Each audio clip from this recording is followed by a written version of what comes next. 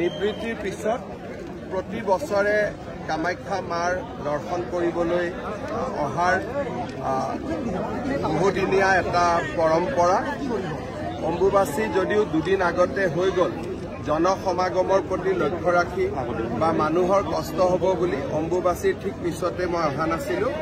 আজি মহামায়াৰ দৰ্শন লোৱাৰ সৌভাগ্য হ'ল।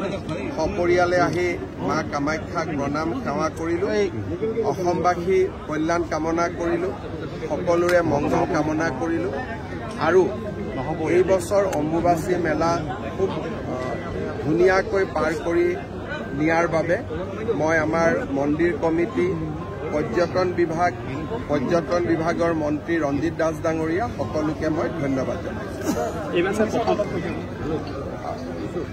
After Ambubachi, today I along with my family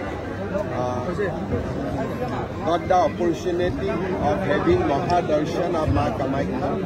I pray for the well-being of our nation, of our state, and for everyone. Sir, National Highway Management Logistics Limited Kamakhya Station of Kamakhya ropeway নিৰ্মাণ কৰা ইয়াত ইতিমধ্যে বহুত কাম আগবাঢ়ি গৈছে। কামাখ্যা ষ্টেচনৰ পৰা কামাখ্যালৈকে এটা ৰোপৱে হ'ব আৰু সোণাৰাম ফিল্ডৰ পৰাও কামাখ্যালৈকে এটা ৰোপৱে হ'ব। দুইটাৰ ওপৰতে কাম চলি আছে, কিন্তু কামাখ্যা ষ্টেচনৰ পৰা কামাখ্যা মন্দিৰলৈ এইটো প্ৰথম হ'ব, সোণাৰাম ফিল্ডৰ পৰা কামাখ্যালৈ দ্বিতীয় হ'ব। ভক্ত বাঢ়িছে, সোনকালে হ'ব, টেণ্ডাৰ অলৰেডি হৈছে, খুব সোনকালে কামবোৰ হ'ব, কিন্তু মন্দিৰত মাটি লওঁতে অলপ সময় লাগিব। এতিয়া সকলো শৃংখলিত হৈছে।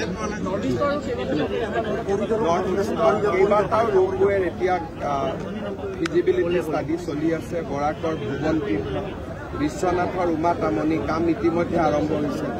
কামাখ্যা আৰু কামাখ্যা ৰেলৱে ষ্টেচন, এনেকে ৰোপৱেৰ ওপৰত এতিয়া ভাৰত চৰকাৰে গুৰুত্ব দিছে। কেইবাটাও ৰোপৱে প্ৰকল্পৰ ফিজিবিলিটিৰ কাম চলি আছে।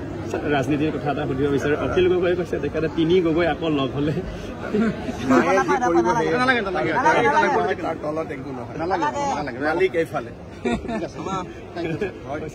এইটোৱে ক'লো যে মালিক এইফালে আছে, গতিকে মা কামাখ্যা শংকৰদেৱ যি আশীৰ্বাদ কৰে সেইটোৱে হ'ব, বেলেগ